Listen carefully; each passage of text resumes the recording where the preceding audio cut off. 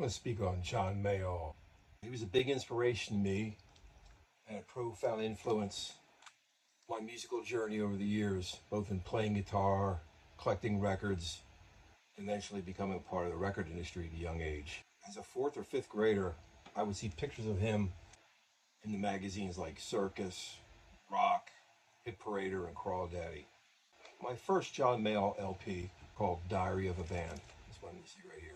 A photo of this dude with a weird beard, homemade guitar, and a collage of band photos on the back cover, a bio by John. It was so out of the ordinary for a kid my age to see something as cool as this. My brother always got me records for Christmas. He asked me what I wanted.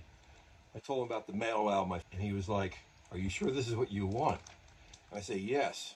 He was an avid record collector himself. He was in college, obviously knew I was getting into all kinds of great music from the late 60s, but I think he was impressed that a little kid would even ask for a John Mayall record without even hearing it. Now, if you notice any of the tributes that are pouring in on social media this week, the central theme I keep seeing is when I was 9, when I was a kid, when I was in grade school, and so on.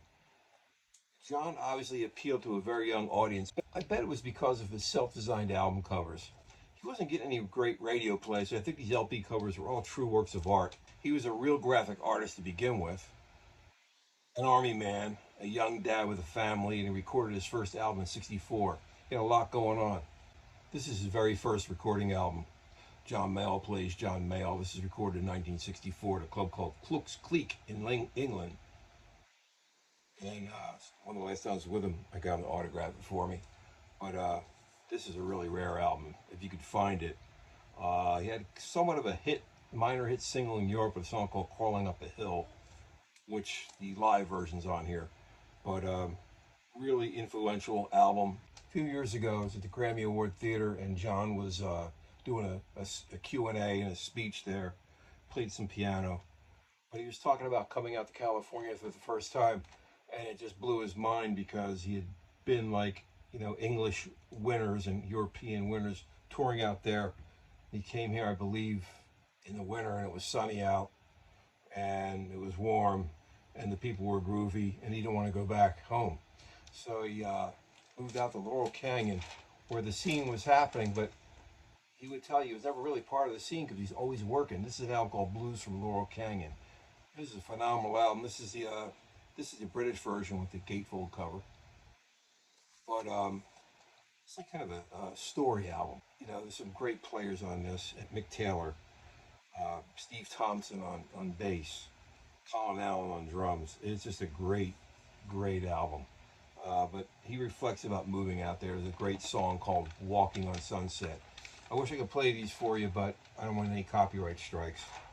People would always ask him on interviews, and especially the guy who was interviewing him, what was it like growing up at Laurel Canyon with all the great musicians hanging out there? I bet you hung. And John said repeatedly, I didn't hang out. I mean, I knew the guys from Canned Heat pretty much, and they were there, but I was too busy working. I was recording. I was supporting a family. I was always on the road, or I was cutting albums. And that's with his gig. He never really hung out. He also had a tree house that he lived in on his property. He was a blues man, but he was also a businessman.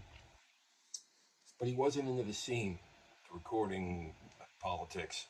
He recorded what he wanted, how he wanted it to sound. I mean, he abruptly got rid of a drumming sound and cut his first album without drums. We reissued that here on Friday Music a couple of years ago.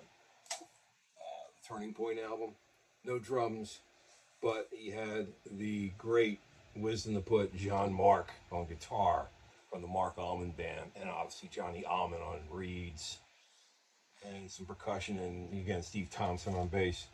Just really great players. He always surrounded himself with the best, and getting into that, he developed the careers of many guitarists who would join his Blues Breakers band over the years. And you think about Eric Clapton, Peter Green, Mick Taylor from the Stones, Jerry McGee from the Ventures, obviously John Mark, Coco Montoya, Walter Trout. It's just an endless list of great guitarists. Other great musicians are also in the Blues Breakers. Started out Mick Fleetwood and John McVie, later became Fleetwood Mac with Peter Green. Larry Taylor from Canned Heat, Keith Hartley, great drummer, Jack Bruce from Cream, like I said earlier, Johnny Allman, who went out with John Mark and created the Mark Allman Band for well over 2 decades of great, great jazz, funk, rock albums. John was a true pioneer in both rock and blues, as well as a conduit to the rediscovery of long forgotten blues men. A lot of the players that we're discussing got together for an album called Back to the Roots. It was on Polydor like 1971, 72. Double album. Again, he designs everything, and there's a hell of a booklet in here. A lot of photos, a lot of biographies. He signed it for me. But he talks about each guitar player. Harvey Mandel. I forgot about Harvey Mandel from Canned Heat. Played with him. Circuit King Harris on violin. You know, Larry Taylor, the Mole, my old buddy from Canned Heat. I mean, one after another. Clapton's on this album. Mick Taylor's on the album.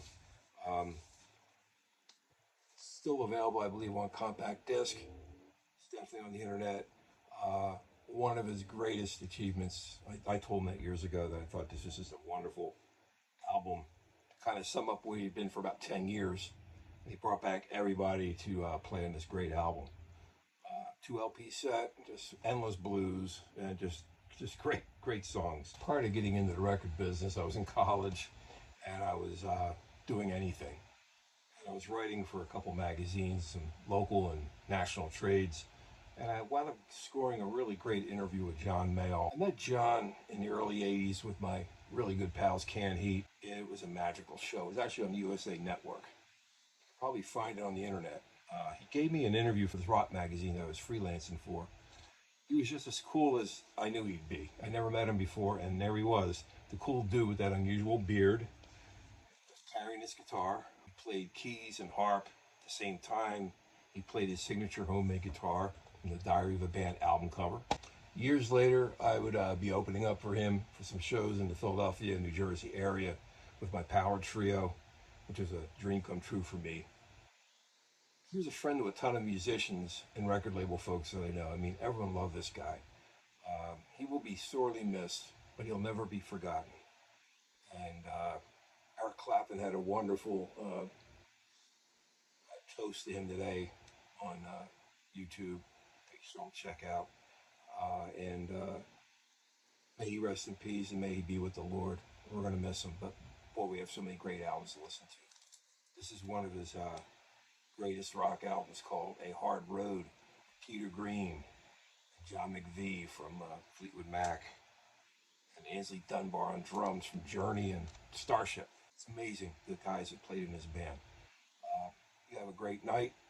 See you soon.